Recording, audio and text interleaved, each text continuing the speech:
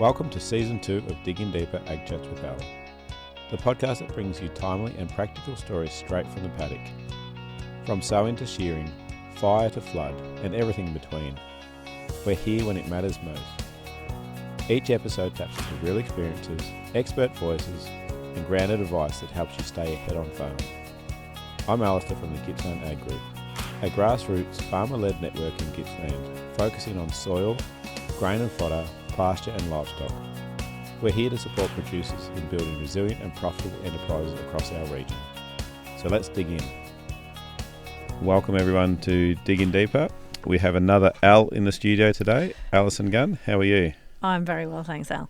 Now, you're actually the owner of Herd Solutions, which you very kindly allow Chelsea to come out once a month and talk to us. So thank you very much for a start. That's all good. It's been great for business. Well, that's good to hear. It's been great just for farmers to be able to hear a bit more about what Chelsea has to say, and it's very topical and relevant. So really appreciate her coming in and appreciate you making it happen. So thank you. No worries. Now, a lot of people in this area will know you. You've been here for a while now. How long have you been in the Gippsland area for? This time, 10 years, but I was here previously in the 90s and then moved back. All right. Well, we'll go right back because you're actually from the UK originally. Yep. Tell us about growing up in, I assume, in England? Correct, yep. Yep. So tell us about early Alison Gunn. Okay, so I grew up in a horticultural family, but we also always wanted to be a vet since I was 4. So from a very young age, went to help with a neighbour lambing sheep, and was determined that I was going to become a vet. And it was the days when there weren't many women vets, so it was a bit like everyone told me, you can't be a vet, you're not smart enough, you're a female, you can't do farm animal stuff. I'm a bit determined, so... Right. So who's in your family? I'm a dad and 2 brothers. 2 brothers. And where do you come in the line? I'm the oldest. Oh, the eldest? Yeah. Yeah, right. Yeah. Oh, you always had them nipping at your heels then, I guess. Yeah, something like that, yes.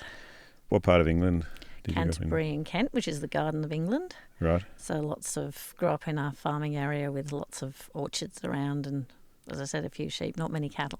Yeah. And so you spent a lot of time at neighbours' property early days? Yep. And I used to pretty well run their lambing by the time I was 16. It was very intensive. It's England, so 400 sheep was a lot of sheep. Yeah. And we brought them all into pens and then lambed them each down, and each sheep got its pen with its 2 or 3 lambs and was left there for a day or 2 till they're all sucking, and then out it went to the paddock, and I was in charge of that sort of maternity area.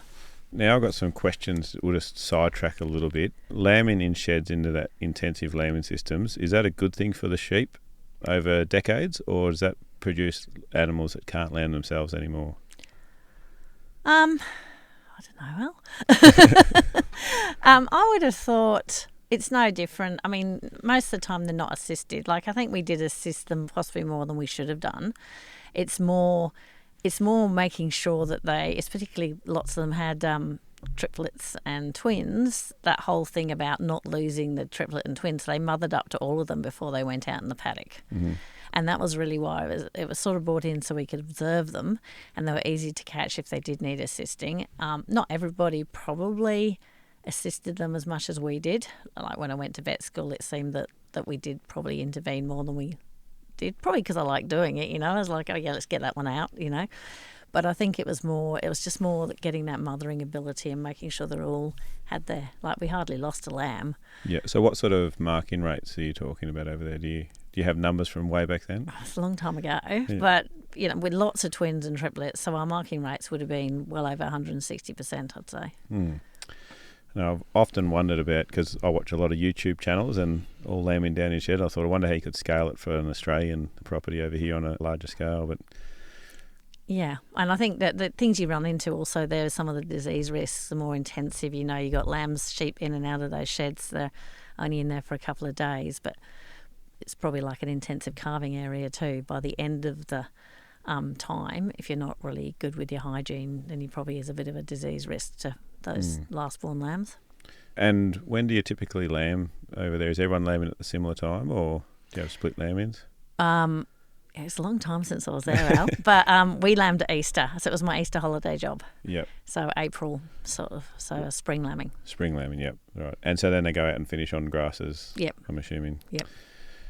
So from working in those lambing sheds or your next door neighbour's lambing shed to becoming a vet, what was the journey like? I'm assuming traditional high school, then off to university or something? Yeah, I had a year when I came out here. So, as I said, I always wanted to be a vet. Lots of people said I couldn't, and I had to work pretty hard for it. And in England at that time, once you started vet school, there was no time out. It was like you did the full 5 years or you got kicked out the course and didn't get back in. So I think I had to work fairly hard to get into vet school. So, and it was quite common to take a gap year. So I wanted to go around Europe.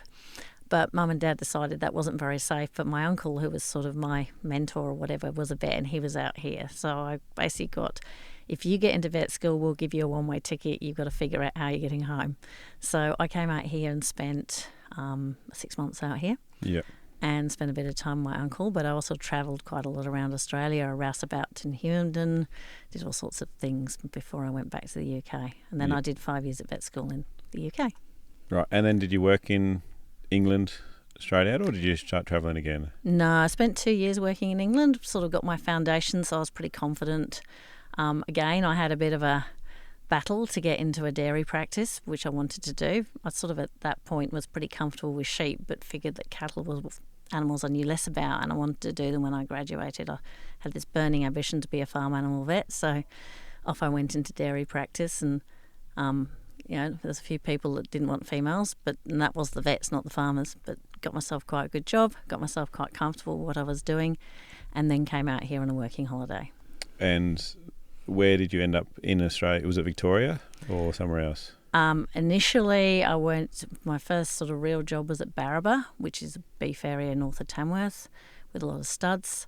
But my ambition was actually something else I'd always enjoyed doing was teaching. And I'd always wanted a university job. So MAFRA at that point was one of the few places in Australia where you could get a residency and do a master's. So I've been graduated about 5 years and ended up at MAFRA under Jacob Malmo, which is sort of my big goal of actually teaching in university and being a cow vet. Yeah, so that was working while doing your masters. Were you teaching at the same time, or was that after? Correct. No, so it was a third job. That most of my university jobs have been those. So you're basically teaching, you're researching, and you're doing clinical work. Right, and so you're still working with universities to this day? Yeah, I still do a little bit of work for the University of Sydney. I do some marking for them and have input into some of their courses. Yeah, something I didn't know about you, Al. So. There you go. Now, I've got a question here. What's your philosophy behind Herd Solutions? I guess we are there to prevent disease. I'd love to put myself out of business as a clinical vet. So my philosophy is to be cost effective, but to walk onto a farm and to work out how to prevent the ongoing problem. I'd love to see no disease anywhere. Yeah. Now, has that changed growing up through your veterinary career? Has that sort of formed from a very early age, or is it something you've developed over time? Probably I've always had a bit of that philosophy, but definitely it's developed more over time. Now being involved in the family farm, but well before that, like my masters I did at MAFRA, a lot of that was preventive health. Yeah. So preventive health has definitely been something I've been interested in, but definitely much more strongly now. Yeah, and when you got out of university, we were talking before, and you went out to a job and you're concerned about the individual animal and making sure that animal is healthy and well. Mm-hmm. How has that changed over your time as well? Oh, absolutely still concerned about the individual animal, and the welfare is a really important thing. But I think also having that realistic approach that we're not talking about a dog or a cat and a farmer's only going to be able to spend so much money on it to get it right. But I think also then relating that individual animal problem back to the big picture so that we can say, well, we're going to make this individual animal better if we can, but also we're going to try and prevent everyone else being in that situation. Yeah, and so then you'll be working with the farmers, the husbands and wives, in actually setting up plans, I guess, to prevent that recurring in future, I guess. Yeah, and I think that's what, like, vets that have been in the large animal field for a while, what they really enjoy is working with the farmers. Yeah. It's the people that get you out of bed almost more than the animals. Yes, we like working with the animals. Cows and sheep, particularly cows, are amazing to work with because they're so stoic and you can do all sorts of things and they don't die. Sheep tend to die a little bit more readily. Yeah. What breed's the worst contributor to that, Alison? Or sheep or cattle? Sheep. Oh, probably merinos, Yeah. for sure. If you had said anything else, I would have kicked you out of the studio. Yeah, Well, and if it's cattle, it's probably jerseys. Oh, really? Yeah. Yeah. Yeah, well, they have a bit of a streak about them too, don't they, the Jersey cow? A bit stubborn. Yeah. Yes. Yeah. Yeah. Yeah, I've always been told never to turn your back on a Jersey bull, so yeah. Good advice. You've worked all over the country now, so what's unique about Gippsland? Have you seen something that's unique about this area? I think, and this is probably happened in other areas in Australia as well, but we know we've got a very variable climate, and so I think a lot of our farmers are fairly adaptable, and there's all sorts of different ways that people farm. Whereas in other areas with maybe a more reliable climate, there's less diversity, or maybe it's just in the dairy industry where I've done a bit of work as well, there's probably a bit less diversity. But, you know, I think having moved around Australia a fair bit, every farmer's got its own uniqueness, but it's not the cattle, or the sheep, it's generally the climate and the plants and the forages you're dealing with and that sort of thing. On a daily basis, you would see a wide range of call-outs, wouldn't you? And also farmers we're working with, you know, and I run quite a number of better beef groups, and even, you know, the diversity of ways people make money, run their farm completely profitably with different philosophies. So one of the things in my groups I'm quite strong on, you might not agree with how someone else is farming, but you can always learn from someone else, even if one of them's a regen farmer and one of them's, you know, all they're worried about is profit, they can still often have the similar philosophy, say on genetics or breeding or whatever. So no matter what your farming philosophy is, you can always learn from someone else. Now, you and Frank, you run a beef operation, is that correct? Correct, yep. So when you go out to a client's property that differs significantly from you, in the back of your mind, are you very conscious of that, or is it just something that you don't actually consider? No, I don't really. I mean, we don't probably think about that one that much. As I said, there's so much diversity out there. I think it's great, like, you know, working with different farms has been a massive learning opportunity for me. You know, I've learned all sorts of ways of doing things I would have never thought of. And one of the things when we moved back to the family farm 10 years ago, like, I knew a lot about animals and I knew a lot about vet, but I really think that I had so much to learn about farming. And I've, you know, running the beef groups, getting onto farms has really allowed me to learn and look at different ways of doing things, and I really love that.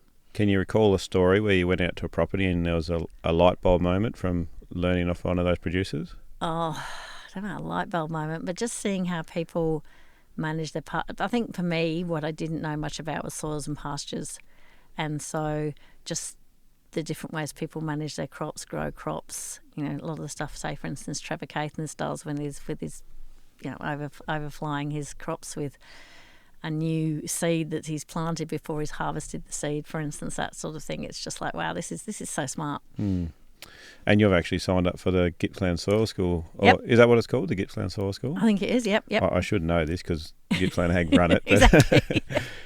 So it's great to see you furthering your knowledge in that space as well, and then I'm assuming you can contribute to producers when you go out there as well with that extra knowledge. So that's the hope. Yeah.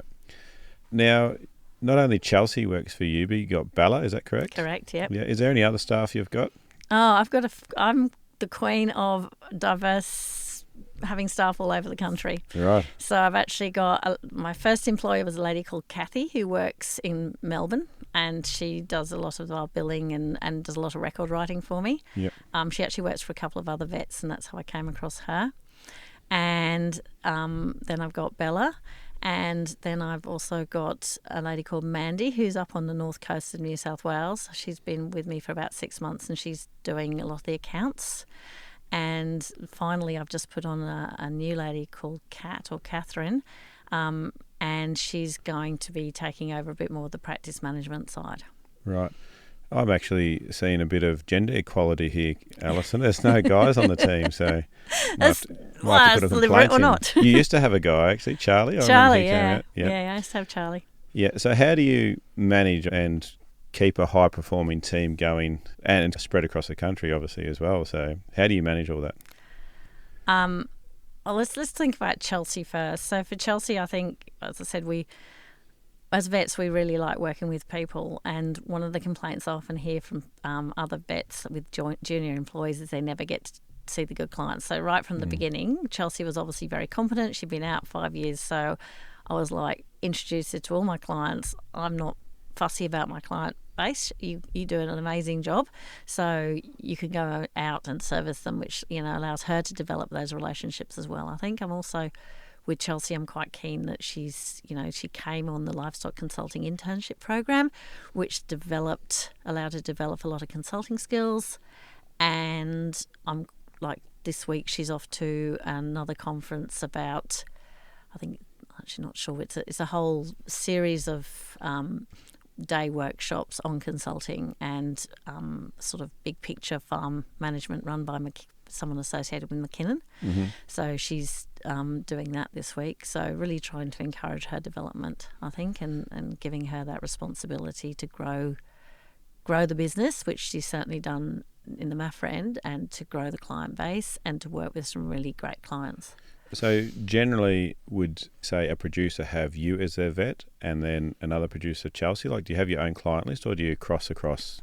Tend to cross across, and we certainly have probably more geographically some clients that one or the other of us will go to. But no, we tend to cross across, and it sort of seems to work out that Chelsea probably does a bit more of the clinical work and I do quite a lot more of the business management, and then picking up on some of the consulting work. But Chelsea's certainly developing in that area as well. So now, you just touched on very briefly VLVS, that's Victorian Livestock Veterinary Scholarship, is that correct? Yep. Talk us a little bit about what that actually is and your part in it. So one of the big problems we have in Australia, not just in Victoria, is getting vets from new graduates into practice. There's a whole heap of reasons for that. A lot of it is that a lot of the vets going into vet schools now are city people, so they're not from the country. But part of it is also that they're coming out with massive HECS debts, and that makes it harder, or they need to earn quite a lot of money. There's more money in small animal practice. And a lot of it is also a confidence thing. So if you go into practice and you've in a small animal practice and you have a sick dog come in, you're not sure what it is, it's very easier to admit it for the day and ask somebody to have a look at it. But when you're on a farm, you have to sort of tell the farmer, look, I really don't know what's wrong with this cow, I need to ring the boss. And some people just don't like doing that. They don't like to lose face. So what it is actually a program where it puts a vet in the car with them for a day a week for their first 6 months and then a day a fortnight. And it also gives them some education, some extra skills, working on their preg testing, the kind of things they need to know to get out into practice. So this is specifically for vets going into regional areas. They have to do 50% large animal, farm animal, and they had to apply for it. So there was 8 positions across up Victoria. It is farmer funded because it's through the Livestock Biosecurity Fund, so it's levy funded. And the whole idea is to try and train more vets that will stay and remain within Victorian livestock veterinary industry. Yeah, and you're saying that's outside of metro? It has to be into rural areas? Yeah, outside of metro. Yep. And so the Livestock Biosecurity grants are a series of grants that are put up each year which different people can apply for.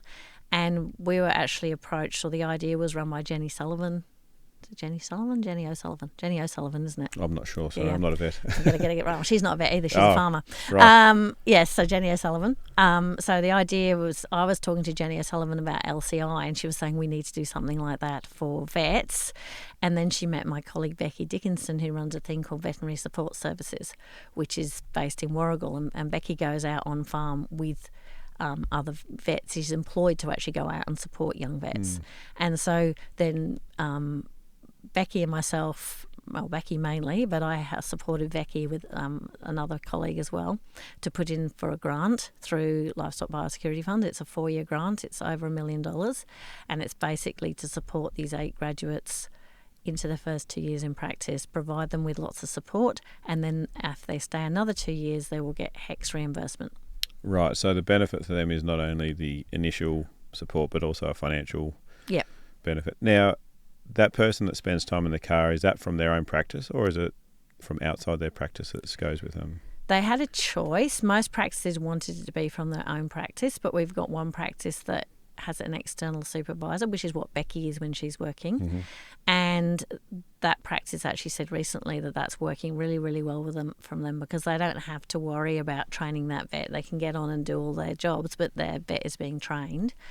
And I think if we run it again, we'd probably try and encourage more practices to do the same thing. Yeah. I personally thought I wouldn't want someone else to train my vet, but having seen how well it's worked in that one practice, I'd be quite happy to have someone else come in and do it if I had a young graduate. Yep. So have you been a mentor? Are you a mentor in that space yet? Not in that program. I'm helping manage the program. So Right. we're basically, there's three of us sort of divided and conquered a bit. So I'm basically liaising with the supervisors, and then Becky's liaising with the students, and then Gemma Chuck, who's current AVA president, who's the third person in the team, she's liaising with the businesses, and then we've all got other roles within it as well. So it's a big project. It keeps us fairly busy. And did you have many applicants? Yeah, we had well over 20 applicants, and they were Right. all amazing. Yeah. So it was a really hard job to actually decide which ones got it. But Yeah. And what were some key things you were looking for in that process? Because it wouldn't have been just the brightest vet students that came out, I'm assuming. No, it was ones that we thought were great at teamwork. Some of them were already working in practice, some weren't. Had really good reasons as to why they thought they'd be livestock vets going into the future. Some of them obviously had really good skills, but maybe came from the city and so needed a little bit of support. Others were actually from farms, but they had to do it was a Zoom interview and then a face-to-face interview. It was a really hard decision. But yeah, we were looking for people that gave us really good reasons why they would still be in practice in 4 years' time, what they would get out of the project, why they wanted to do it, and they had to have those jobs that were at least 50% farm animal. And do you think this is something that's going to be refunded Hopefully. in the future? Hopefully. Yep. And so when would the next round of funding or next round of grads be available? Just think of any future vets that might be listening to the thing. They can start to think about this. Yep. So we're a year into this project and getting great feedback. We've just done a round of evaluation. And so the next project will hopefully start at the beginning of 2027. Right. So graduates of 2027? Yeah, or 26 or even 25. Like of the current cohorts, some are out 1 or 2 years, and that balance has been great for the cohort. They just that little bit of experience, and they're sort of sharing what they're doing. And it's also provided a great network between the team. You know, they all know each other, and if one gets stuck on something, we've got a WhatsApp channel. Hey, I've done this, look what I've done, or what do you think about this? How would you approach this? Where do you get this from? So that whole, we managed to build this really tight, cohesive group of newly graduated vets as well. Yeah, it sounds like a really positive thing, which is really good. Now we're going to move on just a little bit. Quick fire. Most underrated tool or overrated treatment? Underrated tool, I reckon, is condition scoring. I think more farmers need to do it and do it well because it is so important for managing. And I think everybody knows in their head how to condition score, but I think actually it seems every time I run a condition scoring workshop, everyone sort of really seems to get a lot out of it. So what's some key takeaways when condition scoring, and beef versus sheep, I guess? Oh, beef, it's easier to do in the paddock, whereas sheep, you definitely got to run them through. Yeah, hands on sheep always. Hands on sheep always. Yep. Calibrate yourself, I guess.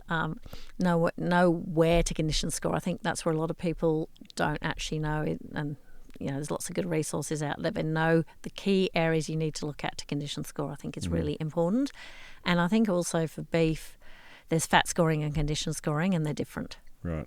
Can you explain that slightly for a non-beef person? So fat scoring is basically what they do in the yards when they're selling carcasses for evaluation. And so you'll see, if you look at your feedback from the yards, the market report will have a fat score.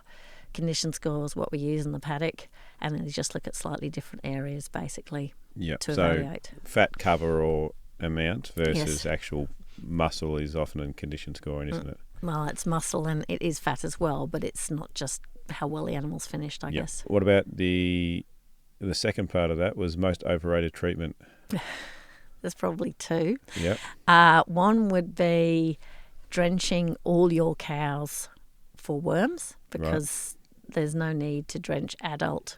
I'm talking over, certainly first calvers, yes, at calving or prior to calving, but after that, second calvers generally need it, but certainly older than that. Cattle get really good immunity to worms. For beef cattle, there's little indication that they need drenching, particularly as a blanket. The odd one might need drenching if it's poor and skinny, occasionally if it's a really tough season and they're doing it really tough, but as a general rule, you don't need to drench your adult cattle. Yeah, but possibly a fluke drench? But possibly a fluke drench, yes. If you're in a fluky area, definitely. The other part of that is that if you're sending animals into the abattoir, it comes back with fluke and you don't think you've got fluke, always test for it, because if it says fluke on the abattoir score, all they've seen is some scarring on the liver. It doesn't mean to say there's fluke on your property. Right. So don't just take fluke off your abattoir feedback sheet. So don't grab the drench gun if they say fluke. Just is it similar to wet counts in sheep? How do you fluke test?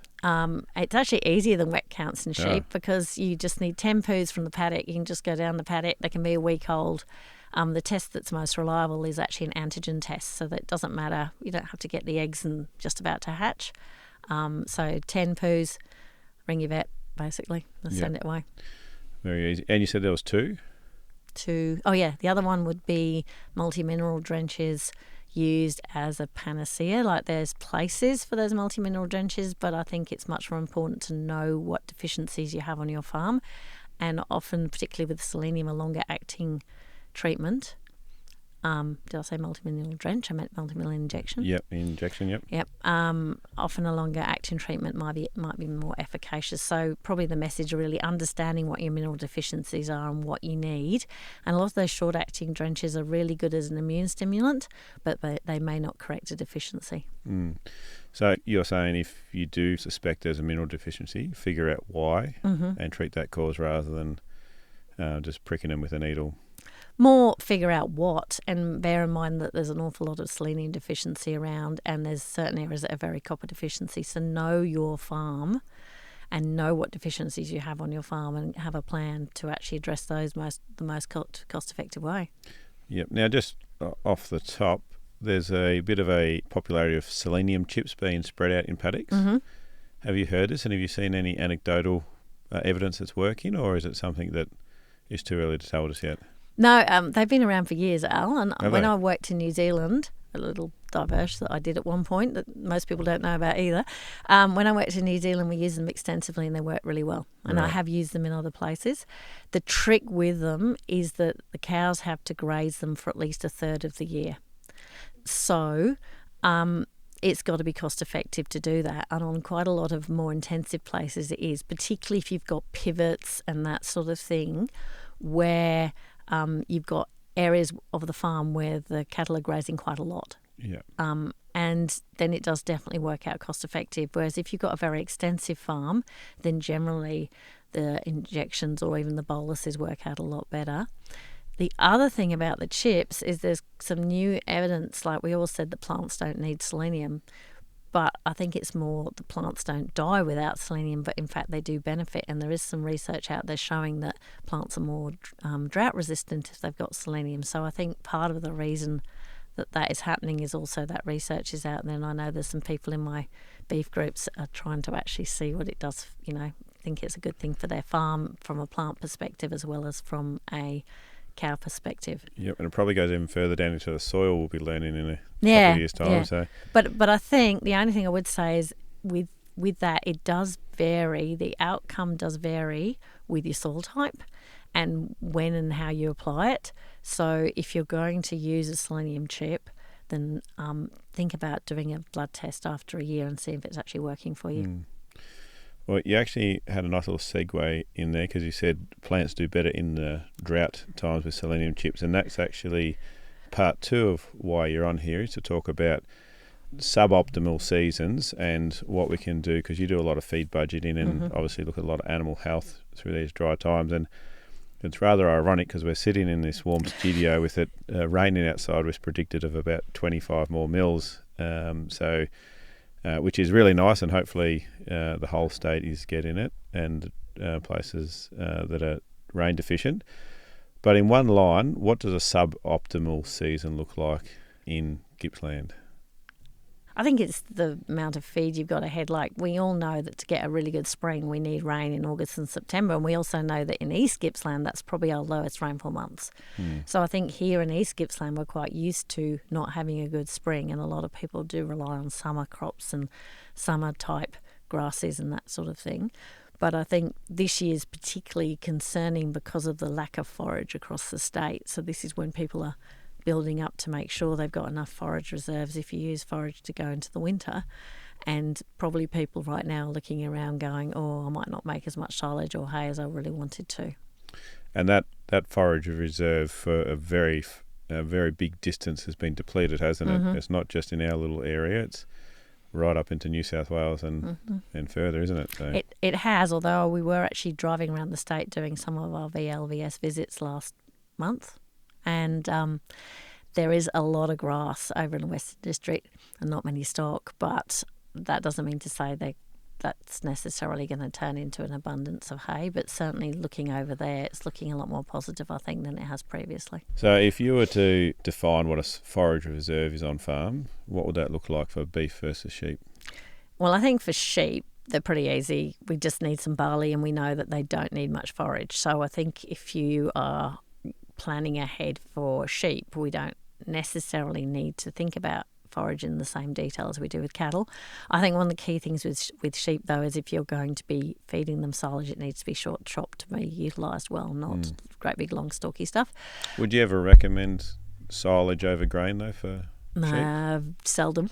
Yeah. Seldom. It's really only if you can make it on farm and it's cheaper. I guess that's where you might look at it as a maintenance type thing more than but normally grain is so much easier and everything else, so yeah. Yep. But that's different for cattle, is it? Absolutely. Cattle need forage, and I think this is where everyone comes on start. You can always buy grain, and grain doesn't really tend to change that much in price, even in a drought, because it comes from lots of different places, whereas forage obviously costs lots more to transport. So once the local area is out of forage, it tends to get really expensive. So I think there's two things about forage for cattle. One is knowing what class of stock you plan to feed it to, because if you want to feed forage to young stock, you need a much better grade of silage, and so you need to be thinking of cutting it earlier and having a shorter, lower fibre forage, whereas if you're feeding it to cows, they can digest the fibre a lot better. Yep. Now, off the top of your head, do you know some numbers for us with protein, energy and Yeah. fibre? So if I'm looking for a forage, well, it depends what you're mixing it with. And certainly if people are using the grain-free pellets, they're quite high in fibre too, so that sort of limits it. But if you're looking for young stock, you probably want an NDF like lower than 50 if you can get it, or whereas you certainly don't want it 65, 70, whereas your cows you can. So NDF is the fibre level, for people who don't know, so it means neutral detergent fibre. And so you really want to have that sort of 45, 50. Sometimes you can get forages less than that, but it's very easy to get a long stalky forage goes up to 65, and then young stock really can't eat enough of it to actually live on, particularly if the energy's not good. For your energy, for silage, so the way it works is to make silage, it respires. That means it loses its energy. So silage is on the ground for longer. Silage is on the ground for less time, and so you don't lose as much energy, which means it generally loses about a megajoule. So if you have a really high quality ryegrass or really high quality grass, you might have 11 megajoules, and so a good quality silage should have about 10. Whereas if you leave it down for hay, it's going to lose a lot more energy. So it might be a good hay might be a 9, often a 7, 6. And the biggest thing I think about forages is it's so variable. It's really important to feed test it and know. So you can plan. So number one is plan. I need some really good quality forage for my young stock. These are the paddocks I'm going to cut. Then I might need some less good forage for feeding my cows over winter or whatever, and I can let it grow a bit longer and stalky, make a bit more. Having that plan. But then the next part, particularly again for feeding those young stock, or when it's a performance animal, is to actually do that feed test, whether you're purchasing or whether you're making a big batch, so you actually know that what you tried to make is actually what you did make. And there's some really good feedback from places like Australian Forage Lab on if you get the right test done, you can actually see how good your silage is, and then you can actually say, well, actually that's not as good as I thought it is. What do I do to make it better next time? So I think there's a whole learning experience there too about doing a feed test and actually going, yep, I actually nailed that one. That's not what I wanted. Now you mentioned NDF and ME. What about protein? Is protein significant for, it's not obviously so significant for older cows, but young cows? Now, protein's significant for lactating cows. You Mm-hmm. still want that up sort of 12 plus, and definitely for young cows or young cattle, growing animals need protein. So again, generally, if you're cutting a lush, good quality pasture, protein's not limiting. Yep. Sometimes when you ensile it, you can actually overcook that protein and you get too much soluble protein. That's another slightly more complex topic. But if it's a good quality grass, but if you're cutting once it's going to seed, then the protein level drops and you can get some pretty low protein. So again, it's that less good quality, bigger bulk, often lower protein. Fine for a dry cow, they can live on 6 or 7% protein, no worries at all, but not for young. What do you need for a young growing animal? Yep, you want sort of 14, 15, probably can get away with 12, but Yep. you certainly don't want it down in the below 10. Now, can you get your protein too high when they start working against themselves? You can, but I think people, in my view, people worry about that too much often. Certainly not with forages. I think it's more with the forages, it's when you've got too much soluble protein, which is an ensilement problem. So protein can get too high, and it does take a bit of energy to burn the protein. But I think most of the time I see it's going the other way. Too low. Yeah. Yep. Now, if we're looking at a back of envelope plan, you just talked a lot about knowing what class of stock, having our feed test available. What else are you looking at if we're going to be looking to carry our animals through, say, till next November, through the autumn and winter? What other factors do we have to consider in that? Yeah, so I think it's, if we're saying, right, hopefully it's not, and it's now raining, so hopefully it's not the beginning of a drought. But say this is the beginning of a drought or a dry season and it doesn't rain again for another 6 months, it's having those decision points and saying, right, well, if it gets really tight, who am I going to keep, who am I going to sell? Booking in some preg testing and getting your preg testing done early, knowing who your empties are, maybe looking at early weaning those, even if you don't early wean everything. At some point having that early weaning decision, I think, are all important things. Also having some sort of a feed budget. So we've talked about quality of silage, but also how much silage or hay. What do you think your grass might grow? Like even in a drought, it does a little bit of growth generally. But that's another thing that should be in your plan. And then definitely containment areas. And probably not just containment areas, but also if it's getting really dry, which are your good paddocks you want to preserve and maybe not grazing those, and which are the ones you might want to renovate down the, and you don't really care if you smash them down a bit. So Open the gates on them. Yeah, that might not be a containment area per se, but it's like going, right, we just spent a heap of money renovating these paddocks here, and if we don't graze them too short, if it rains, they're going to go. And they should respond the best. Whereas these paddocks here, look, really don't care if we smash a couple of these down, happy to throw a crop in it next year, and they've got water and shade and everything else we need. Yep. Now, do you notice a few mistakes that get made regularly on when we're doing these numbers and calculations? Is it an emotional thing that is what causes mistake? Is it not actually knowing exactly what forage we have on hand, or what's some of the mistakes we can be looking for? I think decision paralysis, I know it's a mistake, but having a model and a process for making a decision and sticking to it. I think the people that go through the droughts really well have made their decision. Yeah, they might have sold too early, but they didn't know that. They've made a decision, they've gone with it, it's worked. You can always buy a stock back in or make a bit more silage or whatever, okay? But having that decision-making process is one thing. I think not understanding the quality of the feed and what their stock want, which was sort of covered, is something else. And then under or overestimating grass or really understanding your paddocks and what your different plant species are and which ones are likely to respond in the summer, but what the actual amount of grass growth is going to be. Yeah. So not even in the summer, like let's just redo that bit. So understanding your paddocks and knowing, what type of species are there and when they're likely to respond to rainfall at different times and what that grass response might be in kilograms of dry matter. And I think a lot of farmers don't really understand that, but there's a lot of information out there on like the Evergraze site, etc. So knowing what's going to respond when. Yeah, that's a really good point you made, because I was just speaking to you before this podcast saying that we're under a major renovation program at our farm, so I got lots of annuals in, and when it went dry very quickly for us, and we didn't have much of a perennial base on the farm. Now that it has rained 2 inches in the last sort of fortnight, everything's away again, and so we're looking pretty bad there for a while, but because we had the annuals in and it did rain. However, if it stayed dry, we wouldn't have had much at all over summer, so we would have been in a world of hurt. But yeah, thankfully it did rain for us in this sense. But yeah, it's very important that we do know what's going to grow if we do get breaks at different times of the year, and what won't grow as well. And you can always go and buy some lambs and trade them or something else if you need to, I mean, there's always, if you're happy to buy and sell, and obviously there's a whole heap of biosecurity risks, which is, could be a podcast in itself. Yeah, big one. But, that if you're happy to trade, then flexing with that feed budget. And I think those annual systems, they are so much more variable. So if you've got a lot of annuals in, you've definitely got to make those decisions much quicker. Yep, it responds significant at this time of year with the warmth in the ground.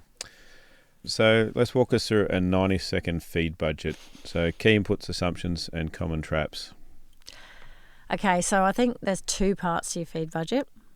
One is what your animals require, and the other is what your pasture is going to grow. I guess the easy bit is going out and counting if you have forage, what's there. If you've got grain, well, we might be able to buy grain. You can put that into the mix. The next easiest part probably is to work out what your animals are going to need. And if you're not sure on that, I think one of the best resources for any of these dry times is the AgVic Drought book. It's got anything you ever need. It's got every figure on what any animal requires in it. That's available online, I'm assuming. Online, and probably from the AgVic office as well. Yeah, I'm pretty sure we've actually got copies in this building too. So yeah, and there's a sheep one, there's a cattle one, and it's got all those figures in it. But obviously there's plenty of consultants and other people that could help as well. But so step number 2 is to work out what animals you're going to keep, how much energy they're going to require. And energy is the most important thing. At that point, yes, we need protein for young stock, and yes, there's a whole heap of other things, but energy is going to be the limiting factor. And then the third thing is what your pasture's going to do and predicting your grass growth. And that's the hard bit. And so you've basically got to probably say, well, let's just assume it's going to be minimal.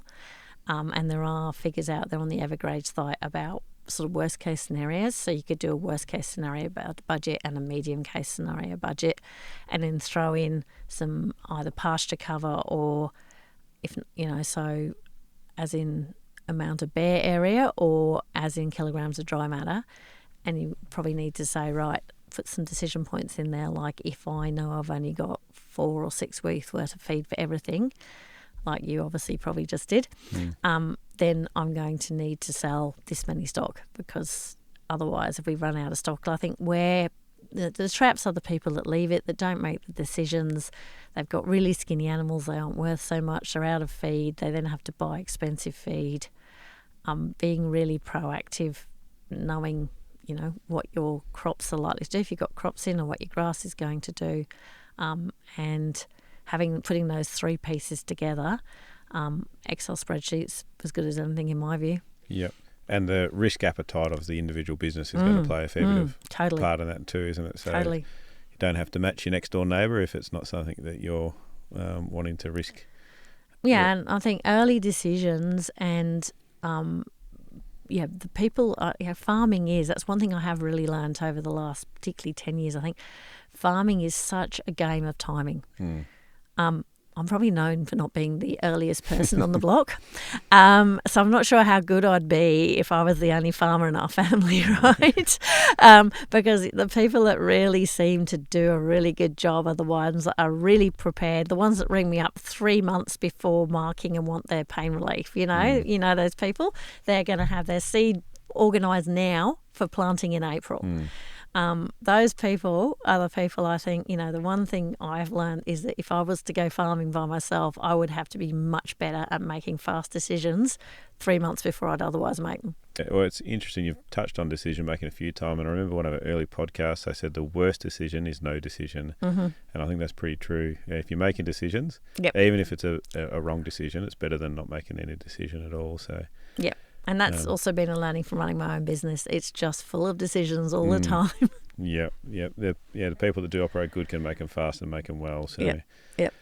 You touched on early weaning or split weaning before. Mm-hmm. Do you want to elaborate a little bit more on that? Yeah, so I think let's talk about preg testing first. So I think timing of preg testing,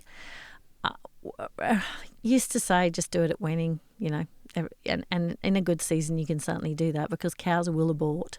And if you don't need the dates, then doing it at weaning is a fairly practical thing. But if things are getting tight, actually preg testing early has two advantages. What's early, for cattle? Early for cattle would be 6 weeks after the bull has come out, right. 6 to 8 weeks, because that then allows you, so that's what you could do with your heifers anyhow. In fact, you could even push it to 5. But at 5 weeks, sometimes they'll abort. Mm-hmm. So normally we say 6 with the ultrasound just because of that, okay? But then you can have them, if you want, you can age them too. So then if you want down the line to say, right, I only want to keep the heifers that conceived in the first 4 weeks, you could actually have that figure, give or take a week or so. And the same with the cows. If you did want to go and actually preg test them 6 to 8 weeks after the bull has come out, you could pull out the ones that are going to calve late and have them on your, if it stays dry, I'm going to cull these animals. Yeah. Also, then you've got your empties. So even if we're talking about split weaning, there's a few options in there. But one would be to say, right, well, the early calving ones, we're going to keep those. We'll keep the calves on those for a while, and we want to get rid of these cows, so we'll get rid of those. The only problem about doing it that way is those later calving animals are often also got the smallest calves. So the sort of split weaning conversation is also about, well, we've got the ones that calve first. They're now 4 months. They're 130 kilos or something like that, and let's wean them. That's weaning them a bit early. And the ones that calve later with the little calves, we'll leave them with their mums a bit longer because they won't have such a developed rumen. So with early weaning, the key is to try and develop the rumen. And so, and I think where I've seen people stuff it up is like we have this message out there, which is let's early wean because then the cow only needs half the amount of feed and the calf needs a little bit more, but you're going to have cut your feed requirements by a third. Okay, that works if you've got some good feed to put your calves on. Now, whether that's a crop, whether that's some irrigated pasture, whether that's just some good quality silage and some grain. But if you've only got really ordinary silage and you don't want to put a lot of money into grain, or you don't have the setup or the feeders or anything for that, and you haven't got anything else, and then I see early weaning being not so good because those little calves require higher protein. They want that 14, 15, 16, 17, probably 17%. And you also need to adapt their rumen. So in a dairy calf, what they do is they start feeding grain from a very young age because it's actually the grain, the volatile fatty acids, which is the energy product from the rumen of grain, that develops the rumen. What about fibre for young calves? Yeah. No. No. So there's always this, and I actually had this conversation with a farmer today, okay? There was this thing out there that fibre tickles a rumen and develops it. That theory was probably proved wrong about 20 years ago, okay? We do need fibre, for in the rumen, but the important thing to actually develop that rumen so that they can transition into being a full ruminant is actually the grain. So even if you're creep feeding, like we had a whole heap of people in the 17, 18, 19, whatever that drought was, we had a whole heap of people that had some pretty cool creep feeders set up, whether it was just a hot wire on a staff hicket with so you start off with having putting out the silage or the hay and trailing it out with the calves there. And I think that's another important thing with early weaning is not just to throw them in the yard with a heap of forage when they've not seen any forage. Now, just one question. With sheep, it's super important to imprint feed well on the mothers. Yep. Is it the same for the cattle? Not as important, and I was going to go to imprint feeding, so I'm glad you brought that up. So for those that don't know what imprint feeding is, it's when you actually are feeding the mothers for at least a week or two in the paddock before you wean them, and then whenever they're introduced to grain, they've seen their mum eat it, and so they'll eat it. And if you don't do that, lambs do not adapt to grain very well or any other forages. Same with cattle, it's not as critical, but if they've been fed it with before they're weaned and they see their mothers eat it, then they're much more likely to adapt more quickly, particularly when they're younger. If they're 5 months plus, probably doesn't matter. But when they're little and you're trying to early wean them young. And so what these people did, in the drought was that they'd trail out the silage and then they'd run the silage trail and the calves would go down the silage trail, and then at the end it went underneath the hot wire, and then the other side of the hot wire was the grain on top of the silage, and you get them eating that and then putting out some troughs with grain in, etc. Yeah, basically the mums can't go past the hot wire because they're too big. Yeah, it's clever. Yeah. And easy. And easy, yeah. That's right. I mean, you can get all sorts of, advantage feeders, and all those feeders have like little creep feeders on them, but it doesn't have to be that complicated. But the important thing, if you're going to early wean, wean down to 100 kilos. If you're going to wean less than 150, is you probably need to put some grain in the system, and you probably need to have them eating it for a couple of weeks before you wean them. So it's not like, oh my goodness me, we need to wean now. You've actually got to be, again, like everything in farming, you've got to plan it. Set up and planning. Yep. Okay, so we'll move on. We talked a lot about your energy, protein, NDF. What about minerals that actually are going to help in tough times? So I think one of the things, if you are feeding grain or pellets, they often have the minerals in it, and that can actually be a really good benefit. I think in tough times, one of the ones that we hardly ever seem to need to use down here is your A, D and E, and that's because vitamin A and vitamin E, particularly vitamin A, are found in... Here comes the English background out. Vitamin, I've always said to the kids. I'm going to say what I was done wrong. Okay, vitamin, vitamin, it is. Keep going. Okay, yeah. so the A is, particularly A, is in green grass. Okay, so if it gets to that sort of drought where you have no green feed and you're feeding straw and pellets or straw and grain for several, more than a month, you definitely need to be thinking about A, D and E, because you will get vitamin A deficiencies. And I'm not changing it to vitamin now, sorry. Okay. And then the other one's obviously selenium at any point, because we know we're very selenium deficient, and when animals are under stress, they're more likely to get sick. And so selenium is really important in the immune system. Plus, you've often got these animals really close together, okay? Copper, if it's low, copper actually, because I think one of the other things we see when we've got animals all in containment feeding is pink eye, because they're all close together. So copper, if you're copper deficiency, then that might make them more likely to have pink eye. And the other one I would say in any sort of dryish autumn feed would be a calcium and salt lick, particularly for your older animals, and particularly if you've got autumn calvers, because a lot of our autumn pastures are very low in calcium and salt, and then it basically, you can have all sorts of issues with it. So I'm really, growth, calcium for your growth, crops as well, calcium for your growth, salt can help with things like autumn calvers, etc. So I'm pretty keen on that sort of a lick as well. Yep. And the other one, which isn't a vitamin, and I had on here that we needed to cover, is if you're feeding any sort of containment feeding, any sort of hot, crop feeding, anything like that, don't forget that your 5-in-1, your Clostridial diseases, that vaccine really only lasts for 3 months. So if you're going to be weaning early, you're better off actually trying to get the vaccine in before weaning, because I don't like vaccinating out weaning because they're under enough stress as it is. So if you've had your 2 shots, if you're weaning early, generally most people would have marked them and had their 2 shots of 5-in-1 should be fine for early weaning. But a bit later on, if they're going on to crops, or if you're weaning a bit later, and any sort of feeding, any sort of grain, any sort of what I'd call a hot feed, something that's going to get them growing, lush grass, whatever, I think really important to have at least one extra 5-in-1 booster. Yeah, so we make it a rule of thumb that if they're ever going into containment, we're talking sheep now, they all get 5-in-1. Yep. Is that ever a bad idea, or are you saying that you can't sort of overdo it? No, and in fact, I think in Tassie they've even got an 8-in-1 now, but I think for here probably the 5-in-1 is probably all we need. Yeah. No, absolutely. What's the 8th? No, you put me on the spot. It's 3 different... That's right, you can check with your mentor later in the car. Yeah. Let's just do that one. Don't ask that question. Yeah. But, so the 5-in-1, absolutely, definitely put that one in there.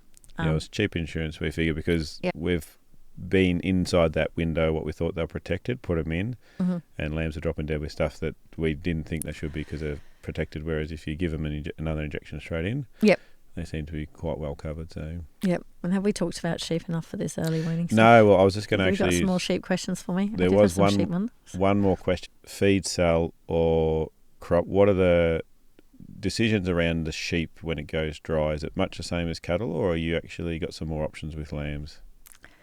Well, I think lambs are easier to put into containment. Yep. And there's a whole heap of auto feeder type lamb containment options out there that lotting lambs is definitely the flavour of the month, it seems. But I think it's having, again, you've got to transition. Okay, so I think one thing we haven't talked about is crops or transition. So number one, I guess now, if you're looking at it now, you could think, well, I could put in a crop. You might still get out.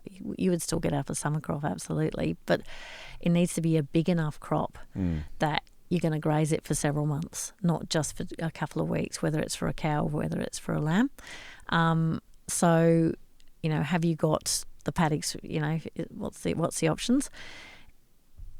I think you've got to do your budget on it. So, if you got a paddock ready for a crop and you like putting in crops, then that might be an option at this point. Although I reckon most people already would have planned that. If it's feed or whether it's sell, it's like, what's the feed going to cost? What are the growth rates you're going to get? Getting that transition right, whether it's a sheep or a cow, if you're young stock or whatever, if you're putting them onto some sort of feedlot type or containment area type feeding, the transition is so important, because if they get too much grain too quickly, then we know they're going to get acidosis, and that will set them back for ages. If they don't, you've got to give them 2 or 3 weeks really to adapt to that new ration, and you've got to introduce it slowly and not just, suddenly change the ration and expect them to start eating it and growing, I think. So having a situation where they're introduced maybe in the paddock to some of the feed you're going to feed in a containment area, or at least keep a consistent, and you said about forage for sheep, but I think if you had some forage you were going to feed in the containment area even, just for a couple of weeks as part of that induction process to introduce that to them in the paddock, then that stays consistent as they go into that containment area, and then you drop that out and etc. Yeah. There's one other thing that I've heard you talk a lot about too, and if we are, say, planning to finish off, say, 100 lambs, we put in a paddock expecting that we can grow enough feed to finish those 100 lambs. If it doesn't eventuate that we can have enough feed in that paddock, putting them in for, say, 2 weeks and then pulling them back out is not a very good use of that paddock, because their rumen, by the time they're in there for 10 or 12 days, is just starting to develop to that new feed. Yeah. And so what are some options? Say, do we put less numbers in there so that we can finish them off, or look at some other options around that? Yeah, I guess, again, it depends on infrastructure and what you want to do, but one option would be to, if it's a forage crop, would be to put some grain in there and make it go further. I think the important thing, as you've said, there's no point giving any ruminant feed for 2 weeks, because the efficiency is having the right bugs in the rumen to digest whatever it is they're eating, and that will change with every single forage. So that's why I was talking earlier about having some sort of option when you transition that gets taken into the containment area for a couple of weeks, but the same thing. So if you got a paddock that isn't doing as well, yes, number one is you could put less in and look at selling some. You could put a feeder in there or give them access to grass. But if they're lambs, you're trying to finish them, you want them trying to be getting that 300 grams a day. So probably you actually want to be looking for another feed, like a grain of some sort, or lupins, or a lupin maize mix, or there's a whole heap of options out there depending on what you can get. Looking at some sort of other feed that's going to allow them to grow fast, not just letting them have access to the paddock which hasn't got particularly good grass in it, because you're not going to get anything finished. That's a good point, and probably a good one to finish it on. But you would have got my last question, did you, Alison? Yes, I did. Ask all our guests. Now, Chelsea has come up with one of the best ones, and her one was actually that echidnas live for up to 40 years. So there you go. My kids are really interested to learn that one. So what have you got for us, Al? I can't follow that. So I spent last week at the international, what's it called, the World Sheep Vet Conference, basically. So there was sheep vets from all over the world. Sort of quite interesting in itself, because there's not many places where you have the scale of sheep you have here and in New Zealand. Couple of things I learned from that. So sorry, I was looking at a very still a very work-related one. But one of the speakers was from a corporate, or several of the speakers were from corporate companies talking about where sheep fitted into their enterprise. And one of them actually said that they've been doing some costing recently on, some new farms and what they were going to put in there. So their ROI on sheep was a little bit less than the ROI on cattle. I think the ROI on sheep was, big corporate was somewhere around that sort of 3 to 4%. Cattle was sort of 4%. Yep, just for people that might not know, return on investment. Yep. Sorry, yep. Dairy, I think, was 8%. But they were going to put a whole heap of land into trees. And the trees were similar to your cattle, or they're about like 4, 5, 6%. But with the carbon credits, 21% return on investment. Oh, dear. And I went, I'm quite passionate about, I grew up in a country where farming land was really valued as farming land. And in Australia, I actually don't think we do that. I see so much good farming land go under houses. Look what's happening in South Gippsland or whatever. Warrigal, there's more and more areas of Warrigal getting subdivided. So we're putting really good farming land under houses, and now we're going to have this massive incentive to put a whole heap more farming land under trees. And I do often wonder how we're going to feed the world. What a depressing note to finish on. Sorry. It is interesting, and it's something that we should look more into because, yes, it's happening up here in East Gippsland as well. We're starting to get outbid for properties because the tree companies are coming in, aren't we? So, do you want a different one? No, that's good. It's what you have learnt that has interested you. I was just like, wow, that's such a big amount. That's really going to change the economics. Yeah, and especially if those corporates are looking right into it, there's money in it, obviously. There's obviously money in it. Yeah. Yeah, they don't do anything unless they're making money. So. Yep. Okay. Now you make me feel bad for having a depressing one. No, it's the reality of what we face sometimes, and it's not all sunsets and nice days. It's this as well. But we really appreciate you coming in. All good. That was a bit of fun. Yeah, it's been really good, and we'll make sure to get you back in at another stage when you're not busy, which is probably going to be a very long time away. No, it's all good. I'm always happy to talk. Al, you should know that. No, I really appreciate it. So thanks, Alison. No worries. A big thank you for tuning in today. And remember, if you have a question about today's episode or a topic you'd like us to cover, reach out to one of our many platforms and join the conversation. We're here because of your passion and commitment to agriculture. Together, we can build a stronger farming future.